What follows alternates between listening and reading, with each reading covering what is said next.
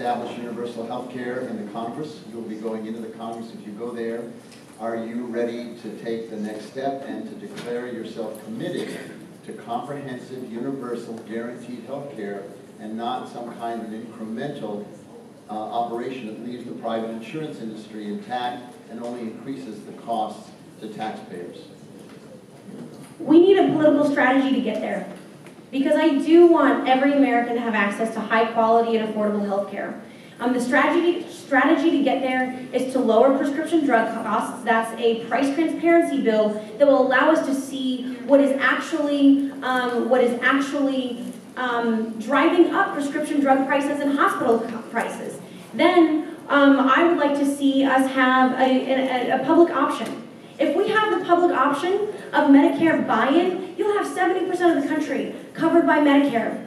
It will be very easy to close that gap then. And when people are buying into Medicare, they're not buying into private insurance anymore. And it allows us to move our country in the right direction and get us to a spot that our grandkids can be set up for a bright future of having access to high-quality, affordable health care. And we need to do it in a strategic, realistic, effective way, and that's what I can do for us in Congress.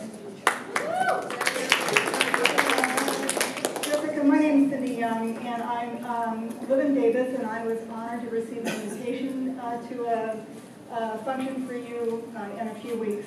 And I just want to say that I could not agree more with Dr. Bronstein, who just raised the issue about Medicare for all. And if you put a public option in place, you will destroy our opportunity to ever get Medicare for all for this country, because only sick people will sign up for the plan.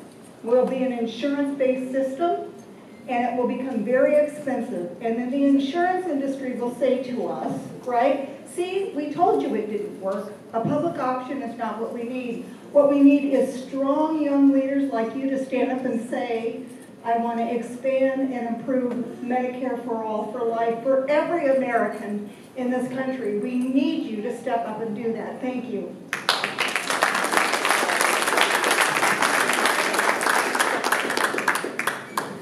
Do you want to say anything?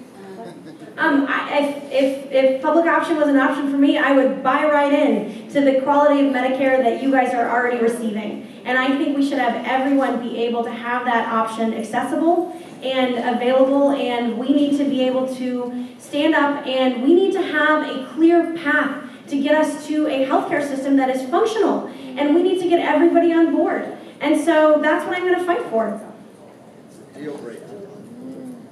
Okay, so I'm going to ask one of these questions here. Will you support the efforts to increase funding to build truly affordable housing for low-income seniors and persons and people with disabilities? Because what happens is, our county, Sacramento County, what they've done is they like the low income, but they forget the disability part.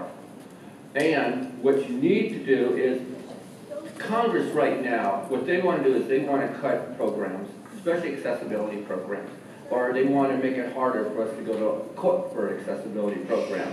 So it seems to me that the Democrats and the Republicans have kind of been working together on some of these things. I want you to be a standalone candidate, be one of part of the Progressive Caucus, and say, no, this is not a good idea. No, we can't be going back on democratic values just because we're trying to get along to go along. So that's what I wanted to ask you is, how do you feel about how we're going to make sure we get disability access into affordable housing when they can't get low-income housing? Americans with disabilities are one of the largest minority groups in our entire nation. And currently the infrastructure we have in place for people with disabilities is discriminatory. People are excluded from housing options. It's true, you look in this, particularly in urban environments like in New York, if you want to be able to have a wheelchair accessible home, it's almost $2,000 to $4,000 a month to get an apartment. That is not for somebody with low income. Everything else are old school walk-ups.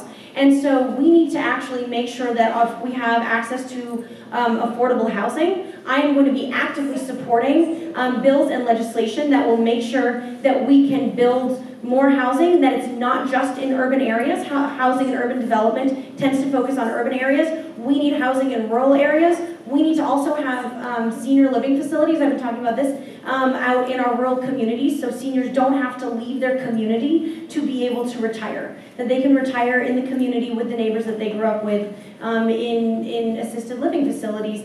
And we need to have accessibility available. I think the Americans with Disabilities Act should be a funded mandate. Yeah.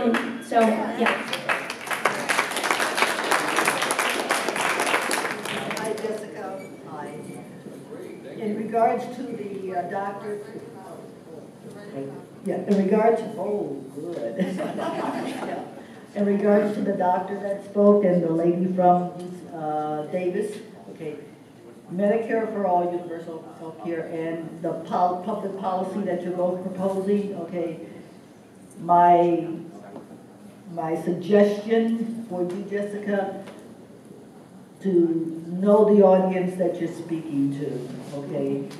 We are the seniors, so the input in regards to Medicare, which is what we have now, is what you should be hearing. Not agreeing with, but hearing. Hear what we say. Hear what we say and where we're coming from, instead of making it just an ironclad public policy healthcare system for all, of which you probably support, which is probably good. There is what I'm trying to say is, there is a middle ground, okay?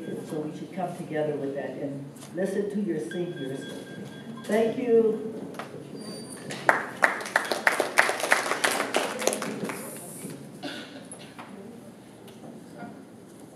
Yes, I mean, I'm listening. Yes.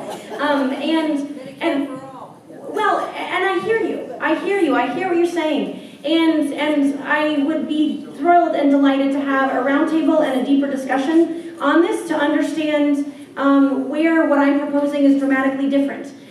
Because when I'm talking about public option, it means that your kids and grandkids could actually purchase, rather than buying insurance programs, they could purchase. When do you want to have that roundtable?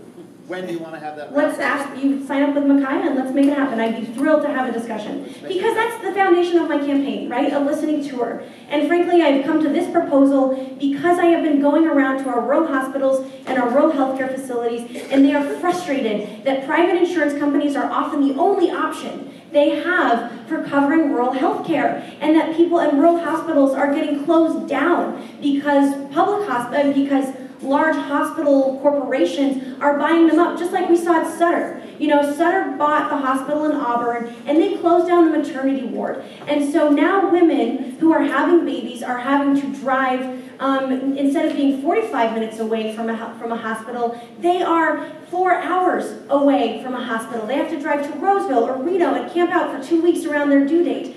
We need to have a healthcare system that makes sense and that we can pass politically, and I am going to make sure that we have something that works for all of us, and I will be delighted and honored and thrilled to listen to all of you and take in your suggestions, because that's the whole point of this campaign, is to be representing our community and listening to the real needs of the real people on the ground and responding to that. Thank you.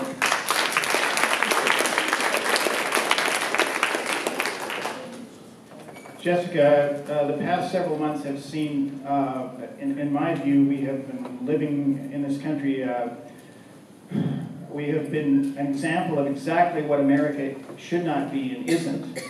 And I would like America to be great. I don't know about again, but I'd like it to be great, in particularly in the matter of how we handle immigration. Immigration policy is a nightmare. What have we become? Just